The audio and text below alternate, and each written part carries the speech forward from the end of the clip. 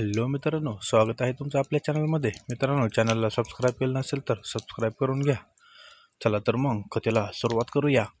गावातला पावसाळा म्हणजे फक्त पाणी नाही तर आठवणीचं ओलं पुस्तक. त्या दिवशी मी शहरातून गावाकडे आलो होतो. पुण्यातला गडबडीतील जीवन सोडून इथे यायला नेहमीच आवडतं, कारण इथे माणसं जास्त जवळची आणि वेळ जरा हळू चालणारी. घरात फक्त चुलत आजी होती.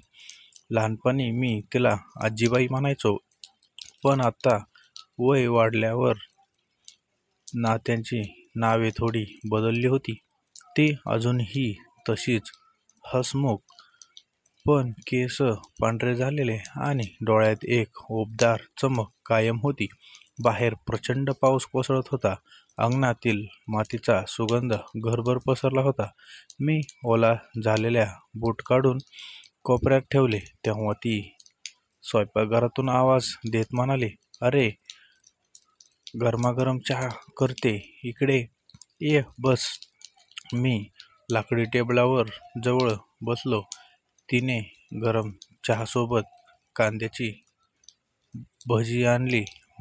भज्यांचा वाफळता वास आणि पावसाचा आवाज एकत्र मिसळून मन प्रसन्न करत होता.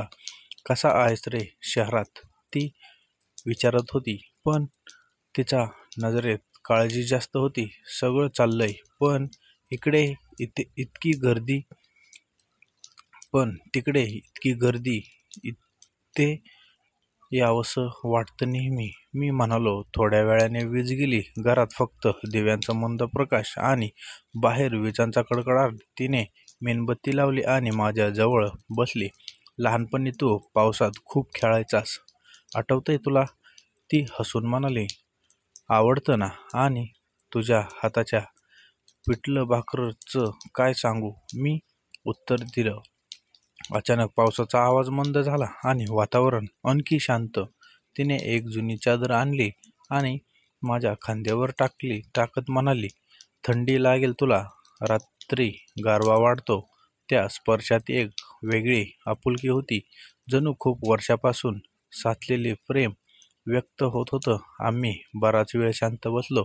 फक्त पावसाचे थेंब, दूरवरच्या बेडक्यांचा आवाज आणि दोघांच्या मनातील न बोललेली भावना. ती हळूच माझ्याकडे पाहत होती, जणू काही सांगायचं होतं, पण शब्द सापडत नव्हते.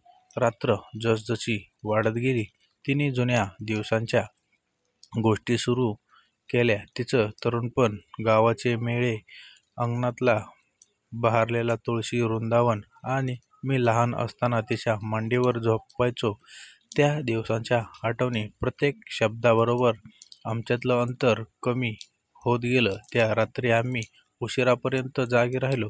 कधी गप्पा, कधी फक्त नजरेतून संवाद. आणि पहाटेचा प्रकाश अंगणात उतरलेला तेव्हा तिने फुलदाणीमध्ये ताजी पावसाचं भिजलेलं फूल ठेवली आणि माझ्याकडे पाहून हसली. "कालची रात्र विसरू नको. अशा आठवणी आयुष्यभर सोबत राहतात."